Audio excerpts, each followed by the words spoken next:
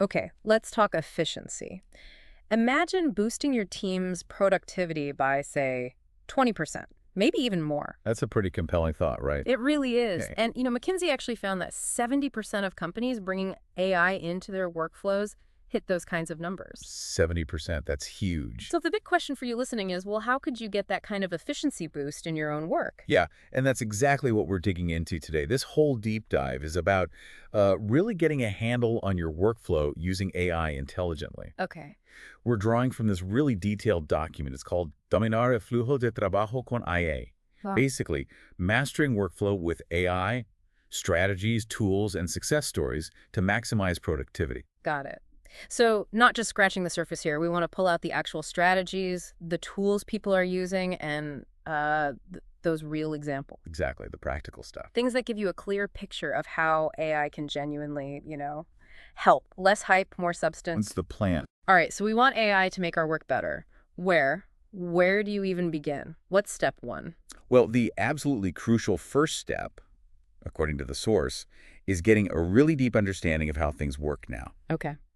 It stresses mapping out your existing workflows, like really mapping them out, not just the basic steps, but digging into why each step is there.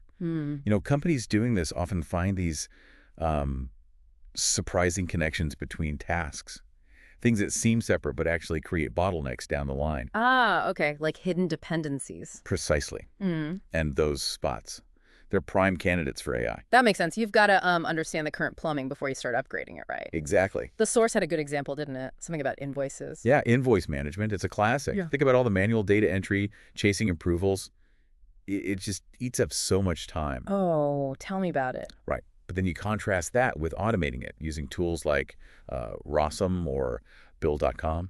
Suddenly, it's not just about saving typing time. You could actually be speeding up your whole cash flow cycle. Wow, okay. So it's bigger than just efficiency. Much bigger.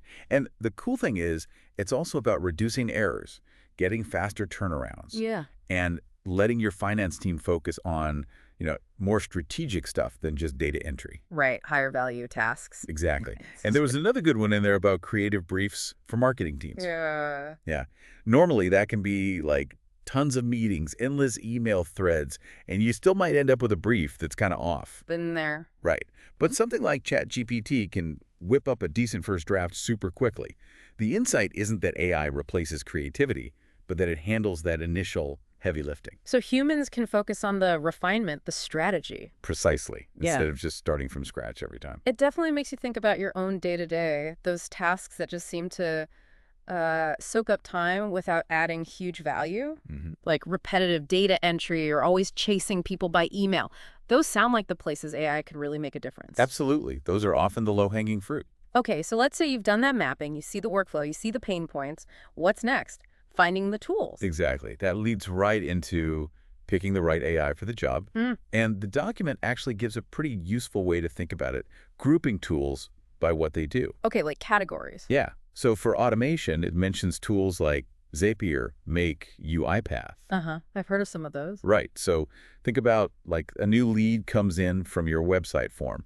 Instead of someone manually typing that into the CRM, then manually sending a welcome email, these tools can just do that automatically. Okay, connecting the dots between systems. Yes. Connecting different apps that don't normally talk to each other. That's where a lot of the power is. That sounds incredibly useful, saves time, reduces mistakes. What about handling lots of data? Trying to find the insights? Yeah, for data analysis, the source points to things like Power BI, especially with its AI features baked in now, Tableau, and also more specialized tools like MonkeyLearn. MonkeyLearn, what does that do? It's really good at analyzing text data. So think customer reviews, survey responses. It can help find trends or predict sentiment. Ah, interesting. And the key here, isn't just getting numbers spat out. It's about finding patterns, seeing maybe market shifts coming, making smarter decisions, basically, moving from just looking back to actually looking forward. From reactive to proactive. That's a great way to put it. And customer service feels like another big area for AI. Oh, definitely. The document talks about platforms like Intercom, Zendesk, IA. Yeah. Basically using AI chatbots. Right, for the common questions. Exactly. They can handle a huge chunk of those FAQs instantly, 247, which customers often appreciate, and it frees up your human agents for the trickier, more complex problems. So better customer experience and better use of your team's time. That's the goal. It makes you ask, how much time is your team spending on those same basic questions over and over? AI can really optimize that. Makes sense. And obviously, this isn't like every tool out there, but it gives you a good starting point for thinking about different categories. Okay, great. So you've pinpointed the issues, you've maybe identified some potential tools. How do you actually start using them without, causing chaos? Yeah, good question. The document really pushes for starting small, a pilot phase. Like a trial run.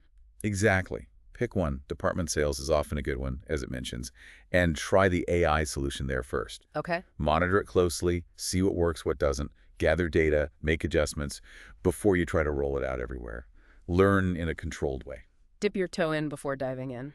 Sensible. Hmm. What about connecting these new tools with, well, everything else you already use? Your core systems. That feels like it could be tricky. It definitely can be a hurdle. Integration is key. The source mentions two main ways to handle it. First is using APIs. Right. The application programming interfaces. Yeah, basically standardized ways for different software to talk and share data, like a universal translator between programs. Okay. The second way, which is really interesting, is using low-code platforms. Tools like Bubble, for instance. Low code. What does that mean? It means people without deep coding skills can still build integrations or even create simple AI-powered apps, often using visual drag-and-drop interfaces. Whoa, okay. So you don't necessarily need an army of developers. Not always, no. Yeah, It makes integration much more accessible for a lot of businesses, kind of democratizing it. that's potentially huge. But, okay, even if the tools are connected, people still need to know how to actually use them effectively, right? Oh, absolutely. Training is non-negotiable. The document really highlights creating good prompt guides, especially for generative AI like Gemini or Copilot. Prompt guides, like how to ask the AI questions properly. Exactly. Best practices for talking to the AI to get what you need. The better your prompts, the better the AI's output. It's really about teaching people how to have an effective conversation with the AI. Huh. Clear communication matters, even with a machine. Interesting. Now, it can't all be smooth sailing. What are some common bumps in the road people hit when they try to bring AI in? Well, resistance to change is a big one. It's natural, right? People worry about new tech, how it affects their jobs. Sure. Fear of the unknown. Yeah. So the document suggests tackling that head on. Show people the real benefits. Demonstrate the time saved, the annoying tasks eliminated, the improved results, using examples from their work. Show, don't just tell. Make it tangible. Exactly. Seeing is believing, often. Makes sense. What else? Any other big challenges? Data quality is another Yeah. major one we kind of touched on. AI is only as good as the data it learns from and processes. Right, garbage in, garbage out. Precisely. Mm. If your data is messy, incomplete, inaccurate, inconsistent, the AI's insights or outputs just won't be reliable. You might even make bad decisions based on flawed AI suggestions. Yikes. Yeah. So the source mentions tools like Trifacta, which Hmm. are specifically for cleaning and prepping data before the AI gets it. It's a crucial, often overlooked step. Okay, so data hygiene is critical. Got it. Now, you mentioned the source document had some specific goals for AI integration, like actual targets. It did.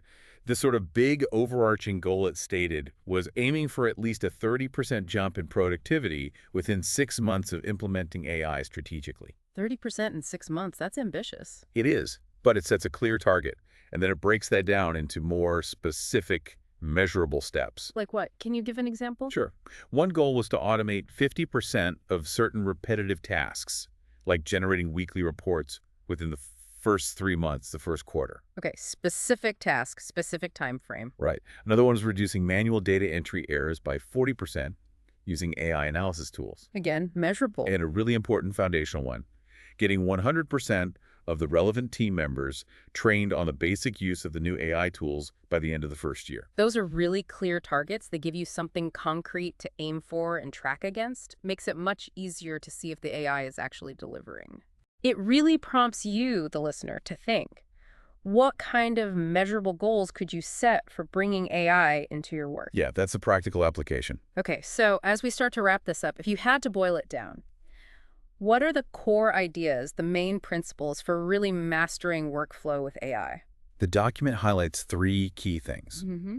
First, stay focused strategically. Meaning? Meaning, make sure your AI efforts directly support your main business objectives. Don't just adopt AI because it's trendy. Use it purposefully to hit specific goals. Right. AI as a means to an end, not the end itself. What's number 2? Adaptability. This field is changing so fast. AI tools get updated, new possibilities emerge. You need to be willing to experiment, to tweak things, to keep improving your processes based on what you learn. So be flexible, keep learning. Essential. And the third principle. Let me guess. Something about people. Close. It's ethics. As AI gets woven deeper into how we work, we absolutely have to think about data privacy, being transparent about how AI is used, and just deploying it responsibly. That's crucial. Strategic focus, adaptability, and ethics. Got it. So the big picture here is that AI isn't just, another software tool. It's more fundamental. It really is. It's potentially a catalyst for completely transforming how operations run, how work gets done. A real shift. A big one. And, the source wraps up with this powerful idea. The future really belongs to those who can effectively blend human skills and intelligence with artificial intelligence. Combining the best of both worlds. Exactly. So for you listening, the question really becomes, are you ready to take that first step? And interestingly, the document we've been discussing, it actually has more resources too. Oh, yeah. Yeah, things like before and after, infographics showing the impact visually, a checklist like 5 steps to get started, even testimonials from companies. So there's definitely more to explore if you're interested. That sounds useful. So maybe drawing from that source's final thought, we'll leave you with this. What could your very first step be? What's one thing you could explore this week to see how AI might start to reshape your workflow?